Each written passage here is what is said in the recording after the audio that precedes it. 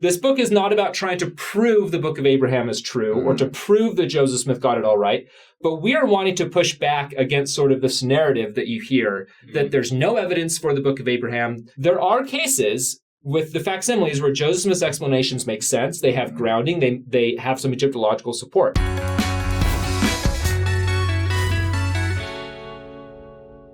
Hey everybody, welcome back to Saints Unscripted. Jackson and I are here once more with the illustrious Stephen Smoot. Welcome. Thank you. Thank you for having me. Truth be told, we already filmed with him once, and there was a problem with the camera, and we lost part of the footage. So here we are again. My greatness just exudes so much that it broke the camera. Yeah. I can only assume that's powerful. what happened. Yeah, that's right. My presence just breaks electronic devices when I'm around them. Phenomenal cosmic powers! Okay, so we're talking about this book here. A book, yes. It is an edition of the BYU Studies Quarterly Magazine. Journal. Yeah. Almost had it. But it's a book. Yes. You were the main author on this book. Right. And it's all about the Book of Abraham. Yes, it is. Which is very exciting. So maybe before we get into this, Yeah. give us a little introduction. Talk to us about yourself, what you've been up to, and then we'll jump into the book. Well, we've already established I'm illustrious per your description, and Yes. that I break camera equipment because of my greatness Yes. that I exude. No, just kidding. Yeah, so yes, I'm Stephen Smoot. I've been on the show before, back after a while. Love the Saints Unscripted crew. And I have been off pursuing recently graduate work in Semitic and Egyptian languages out east. And I'm now currently teaching adjunct at BYU in religious education. So I'm still just sort of in the rat hustle, right? The rat race of academia and getting a doctorate. And I was fortunate enough to work with some very qualified colleagues and co-authors on this project. A number of other great scholars, two of them at BYU. So how did you become the main author on this, considering that these other guys have a bit more experience than you? So basically, the origins of this book go back to like 2019, when I was at the time working at Book of Mormon Central. This is before I went to go get my doctorate. And Book of Mormon Central decided to do a spin-off project called Pearl of Great Price Central. And we, myself and my co-authors at the time, we brought them on board to help us create some resources for the Book of Abraham and other books in the Pearl of Great Price. And so that project started back in 2019 before I left for my doctorate. Then I left for my doctorate after all that material got posted on the website. And we decided, the four of us who had worked on these material on the Book of Abraham for that website, we decided it would be a good opportunity when everybody was, at home, sheltering in place, locked down with COVID. We thought, hey, we're a bunch of nerds that like this stuff. Let's write a book, as nerds are wont to do during a global pandemic lockdown, right? So we got together and we decided to turn that material from the website into a book. And so because I was the lead researcher on the website, I took the charge to be the lead researcher on the book. Okay. But again, this was a great collaborative effort. So shout out to my colleagues and all their great work as well. But that's what this is. So this is a revised and expanded and improved and corrected version of what is on the Pearl of Great Price Central website. I would love to talk about what are the main things that this book discusses. Sure. That will help people come to have a better understanding of the Book of Abraham. Right. So, let me give a quick rundown or synopsis of the book. So it's divided into three parts. Part one is on the coming forth and translation of the Book of Abraham. So part one reviews what do we know about the story of how the Book of Abraham came to be, right? So people probably generally know the story. Joseph Smith gets some mummies and papyri, and he says he's able to translate some of the papyri, and voila, Book of Abraham, which he publishes in 1842 in the Times and Seasons, and that later gets canonized in our Pearl of Great Price. That's the very basic story people kind of generally on a Sunday school level are familiar with. We want to dive deep into, some of the papyri fragments have survived. What are they? What do the historical eyewitnesses say? We have the manuscripts, the Book of Abraham manuscripts. Do they give us any clues about how Joseph Smith may have translated this book? So that's part one, explaining the coming forth and translation of the book. Part two, once we've established, here's what we know about how the book was translated. Part two is discussing the historicity of the text, or in other words, trying to situate the Book of Abraham in its ancient historical context and trying to determine, is there evidence for the historical claims made in the Book of Abraham, right? Because this book, as you read it, it describes a purported historical figure, a guy named Abraham, living in a part of the world, the ancient Near East, around, let's say, 2000 BC is kind of our best ballpark guess.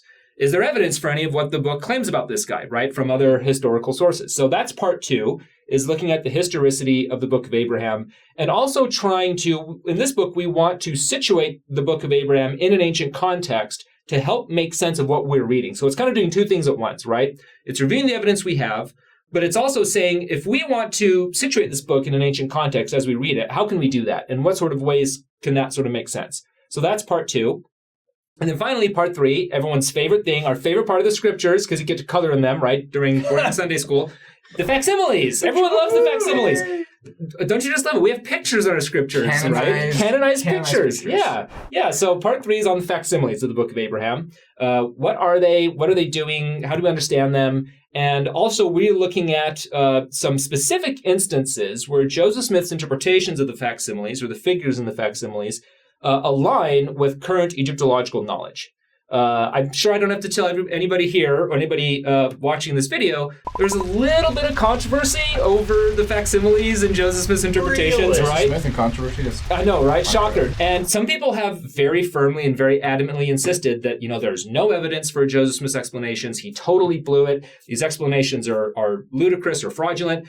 We're pushing back against that by showing, we're not trying to prove this, I should say here, right? This book is not about trying to prove the Book of Abraham is true or to prove that Joseph Smith got it all right, but we are wanting to push back against sort of this narrative that you hear that there's no evidence for the Book of Abraham. The Latter-day Saints are without any sort of hope to salvage this embarrassing book that Joseph Smith just made up. You kind of hear this, right? Yeah, Sure. We're pushing back against that, and we're showing there are cases with the facsimiles where Joseph Smith's explanations make sense. They have grounding. They have some Egyptological support. And so we want to explore that and provide that evidence as people make their own reasoned decisions, what they believe about this book, and as they come to a conclusion about that. I really like that. It just sounds like you're not telling people what to believe, but you're saying, look, if you're going to come to your own conclusions, if you're going to not believe or believe, we want you to do that based on good research. Right. Yeah. So we want to give you the tools to be able to sift through the muck. Right. And get to what's real and come to your own conclusions based on that, as opposed to kind of some of the misinformation that's coming out. Okay, so then let's talk about, though, because you are a believing member of the church. Right. So the question of bias comes up. Yes. Yeah.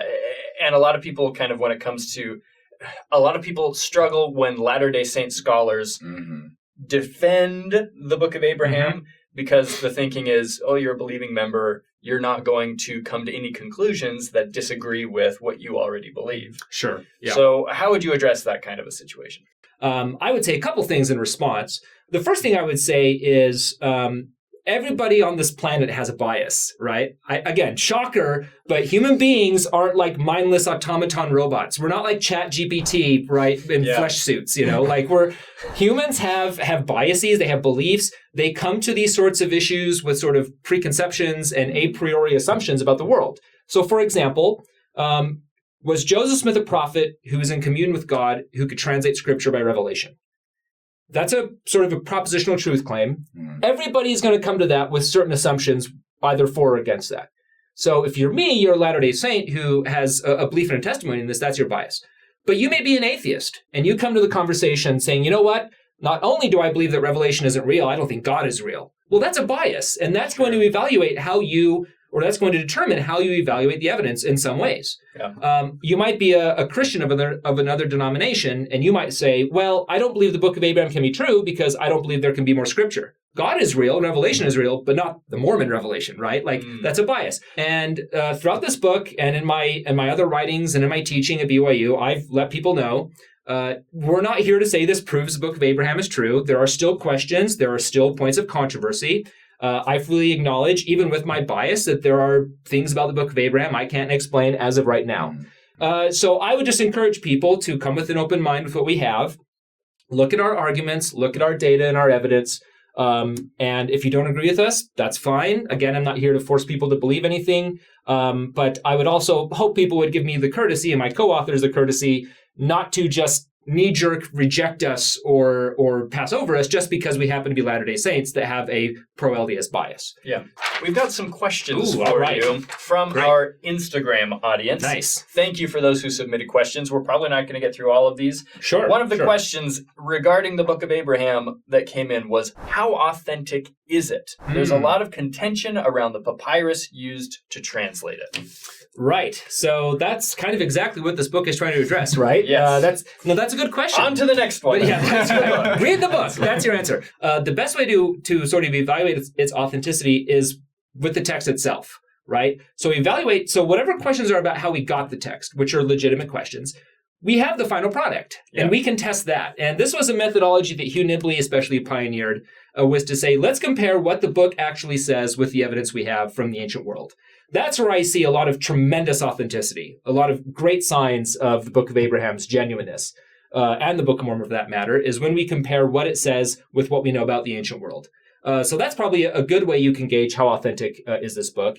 When we talk about the contention on the papyrus used, again, we have some of the papyrus fragments that Joseph Smith had purchased that was involved in the production of this book, right? I can attest that the papyrus fragments we have now that the church has do not translate as the Book of Abraham.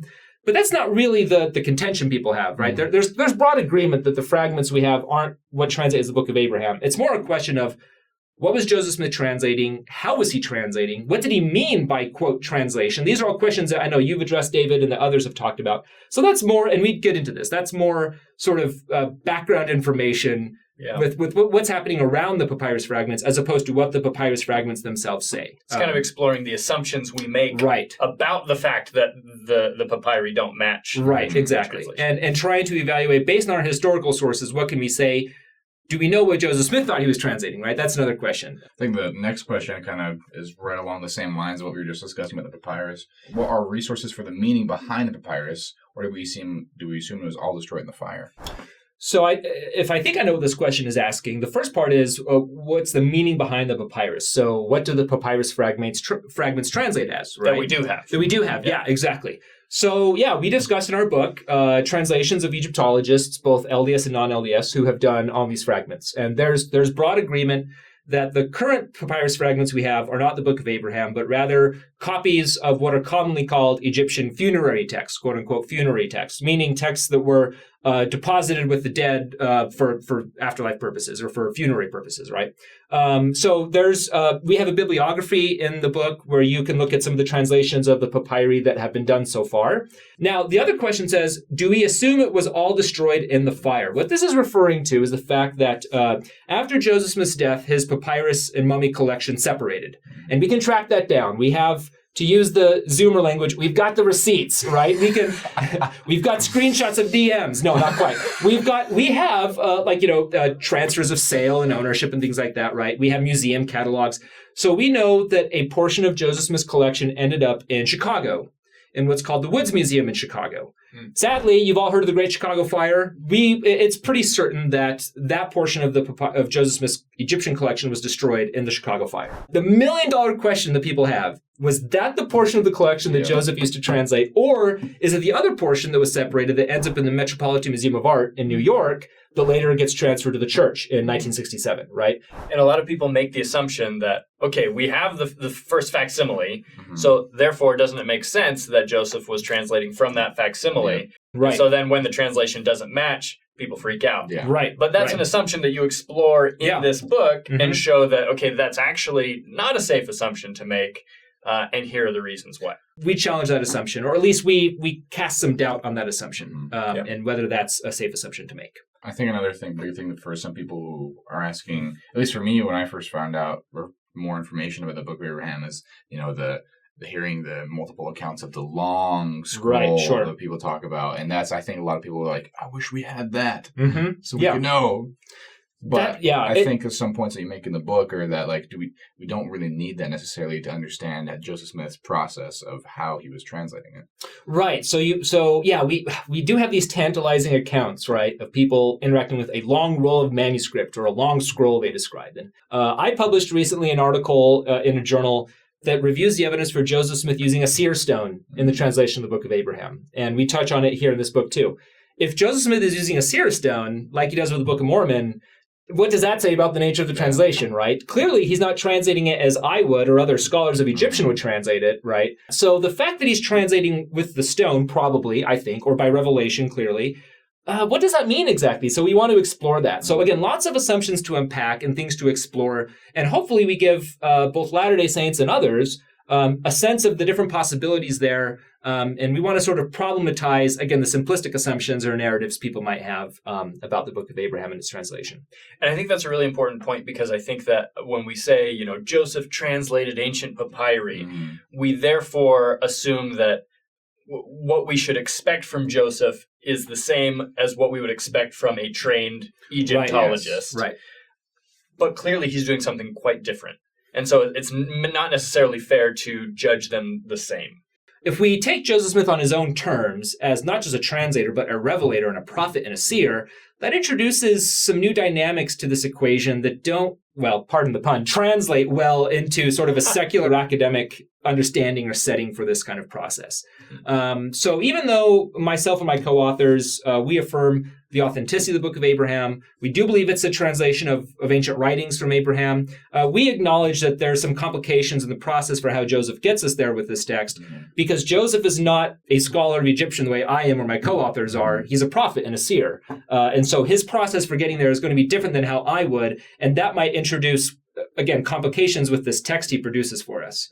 Okay, so from reading the Book of Abraham yourself and from doing all the research and studying you have with your colleagues, what have you personally learned from the Book of Abraham? How's it helped you apply to your life? On the one side, I have learned that when you sit down with the Book of Abraham closely and slowly, you read it carefully, you ask questions, you dig deep. I like to say you go under the hood, right?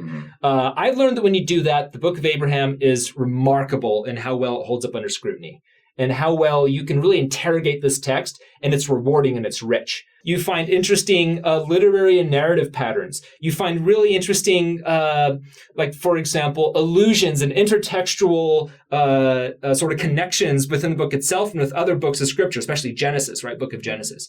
On sort of the spiritual side of things, I've learned that as Latter-day Saints, we really cannot take for granted how important the Book of Abraham is and what it teaches about the premortal council, the premortal existence, the creation, situating our role or our position in the plan of salvation. I have learned that when you sit with the text carefully, read it closely, ask good questions about it, you will be enriched by it. I think overall is what I've learned from it. So the last question we want to explore here, do you have a testimony after reading it? Yes, I absolutely do. So I can say unequivocally, I have a testimony that the Book of Abraham is inspired Scripture, that Joseph Smith was a prophet. I look at this text he produced. Again, it's so funny, almost paradoxical. It's a short text, only a few chapters. But I felt the Spirit reading the Book of Abraham. I felt the Spirit confirm to me that his teachings are true, that Abraham was a real person. We look to him as our spiritual forefather, right? And literal forefather, I guess. And that what he recorded in his book that was revealed and translated by Joseph Smith is all true. So on the spiritual side of things, yes, I can say absolutely I have a testimony that this book is true. Love it. Guys, the Book of Abraham, BYU Studies quarterly journal, not magazine or book, even though it's a book. You can find it online for free. That's right. So byustudies.byu.edu. We'll put links in the show notes below. Love it. Stephen, thank you so much for being here. Guys, if you have questions for Stephen, let us know in the comments if you're willing to brave the comments section. I'll put on a hazmat suit first, right? And then I'll jump into the comments. Guys, thanks for watching. Have a great day.